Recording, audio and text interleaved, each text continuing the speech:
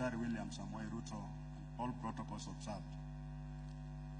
Mimi nimekaa hapa nikasikiza viongozi wakiongea. Na wanaongea ni kama wanamdefend rais.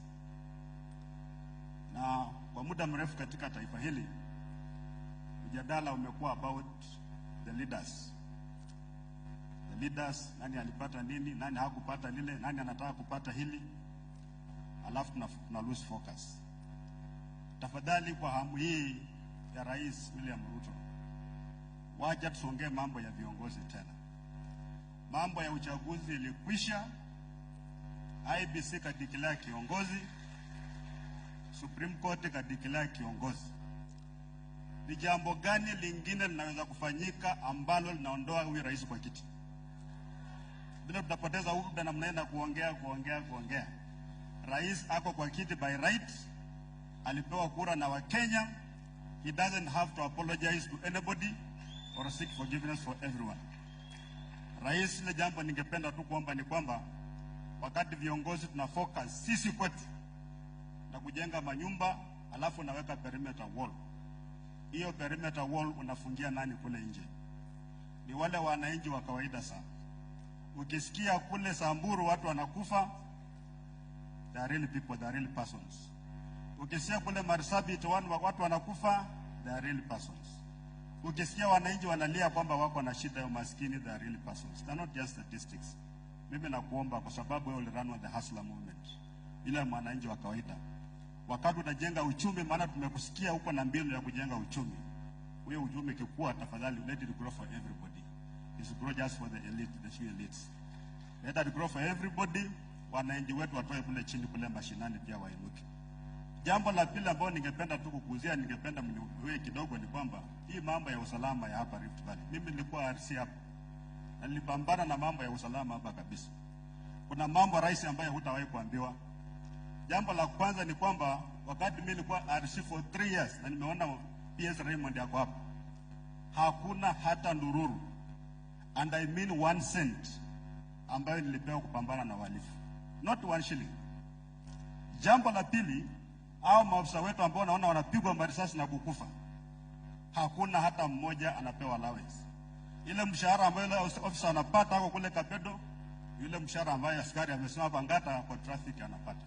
There's no incentive whatsoever. Number 3, hata chakula kule inafika mahali askari wanafanya unholy alliance na majangili, wapeane risasi ili wapewe mbuzi wa kule. Tumejiaibisha kabisa. Na hawa watu wamekuwa emboldened. Mheshimiwa Rais, nimesikia watu wakisema kwamba jeshi ikuje pale. Sisi tuliomba jeshi, na rais ambaye aliondoka alitupatia jeshi for 10 days. Yale mambo ambayo alifanyia kule na Laikipia Conservancy, yalifanya mimi nikasema hii kazi mimi nitawacha. Kwa sababu mnaambia jamaa coordinates ndio hizi, majangili wako pande hiyo, au wanakuja wanapiga bomu pande hii. Maana wenye ng'ombe, wenye mifugo, wenye nani ni wale watu ambao wanakaa nao kwa meza mkipanga mikakati ya kumaliza majangili. Hiyo walifi itakwisha namna gani? And then jamaa wanaamka siku moja wanakuja wanatangaza, wanasema kwamba operation imekwisha, wananchi warudi. Your Excellency, kama kuna kitu utakumbuka tu dakika namalizia hapa. Usikubali kukuwa shielded from your people. Usikubali kukuwa shielded from the truth.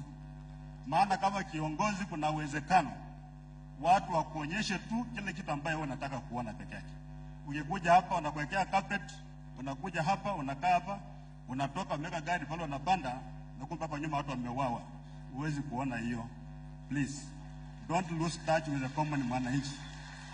That's the only way we are going to grow a county. Na mimi nakwambia waziri, Mheshimiwa Rais, sisi kama magavana tumesema kazi yetu ni kushikilia serikali mashinani. Asante. Kuhakikisha kwamba maendeleo mashinani yanapatikana, tuinue hali ya maisha ya watu wetu. Tunashukuru sana kwa maombi ya leo. Mwenyezi Mungu awabariki.